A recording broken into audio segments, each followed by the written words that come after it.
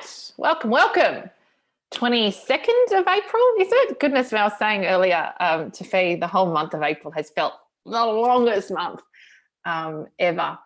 But welcome to this week's Facebook Live. We're going to continue the conversation around, we've been talking a lot around communication, personal brand, being visible, bless you, being visible. And so today we want to talk about not so much the language side of it, but actually what are you doing? How are you showing up? How are you being present? How are you being visible in what you do, not so much just about what you say? Yeah, this is such a fascinating thing because one of the things we know from communication is that, a good 70% is non-verbal. So what we're saying is part of how we communicate and part of how we get a message across, but it's not everything. And when we're, physically present with people, we use all kinds of other ways in which to assess and work out what's going on for other people. And it's really important that now that we're working virtually, or many of us are working virtually, that we're still conscious about what's going on. What are the unsaid, and you might think unseen cues that are happening because of those other elements of communication. And actually, I think it's, on some level, it's even worse, right? Because I've noticed with myself, because all the faces are on the screen. Normally, you're looking at one person and you might not have your eyes on someone else. Whereas, the technology on some level allows us to now see everybody's facial cues quite quickly. So I think that's this really important piece. Now that assumes, of course, you're putting camera on. And one of the things that I've been saying is if you're not putting camera on,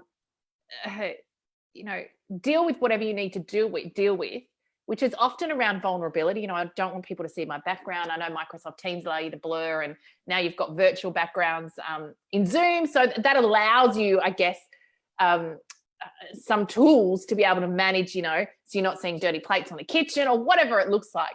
But I do think there's a really important piece. There's people who are showing up, putting cameras on, contributing, and it really, I think one of the distinct different difficulties is if you've got cameras, you can see when someone's about to speak. And so you can use those as cues to navigate the conversation. When you don't have that, it's always been inherently difficult to contribute when you're on teleconference because, and there's all those funny parodies around kind of people jumping in and out of each other and dropping in and dropping out. So I think this piece, if you feel vulnerable about video on, then figure out what it is that's getting in the way and then fix it. And I know it sounds really simple, but there really is just a piece around getting over it.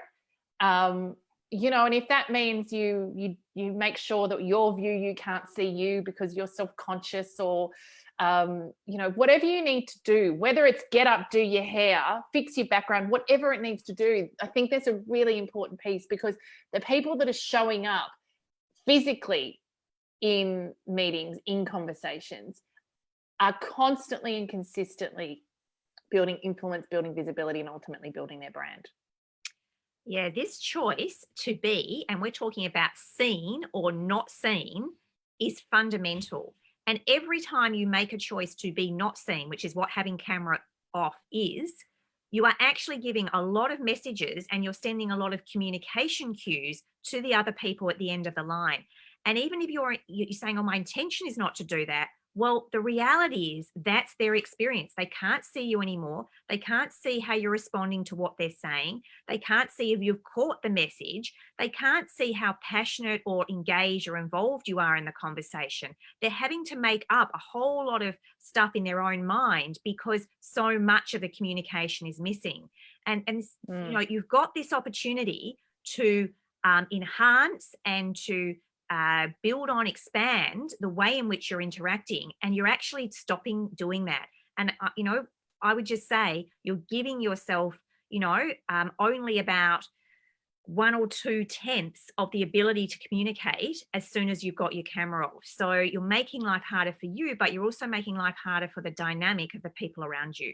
Yeah, and I know myself when I've been on sessions like this, with corporates and clients and they haven't had cameras on, I'm wondering to myself, well, why don't they have cameras on? So there's this open question, open loop. Now, different if someone says, hey guys, haven't got my camera on today. I got, the family and everyone's running around. So I'm just going to have myself on mute. The dog's going crazy, whatever. Just going to have myself on mute and camera off. Hope that's okay. Different because you've contexted it. But in the absence of that, it just really does look like you're hiding. And, we've been saying for a long time in the last, sort of 4-6 weeks since we've kind of been here, is you're either being visible or invisible. And, if you're being invisible, it's pulling away from your personal brand. If you're being visible, if you're showing up, if you're contributing, even if you're just showing up physically, that's supporting someone who's facilitating the conversation. That's supporting the leader who's on the end of the conversation. And probably more than anything, there is this piece around, it's really difficult. I know myself, like being able to see people, for me, makes it a lot more easier and useful to connect, to contribute, to serve, because as I'm speaking, I'm seeing the reaction on the faces. Last night I did the second part of a workshop.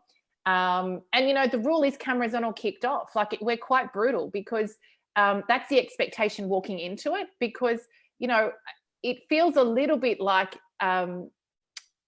you're a non-active participant, and that you're there, in the absence of that, you're just kind of there, and you're not playing your role. And this is a workshop. It is not a training where there's 100 people showing up.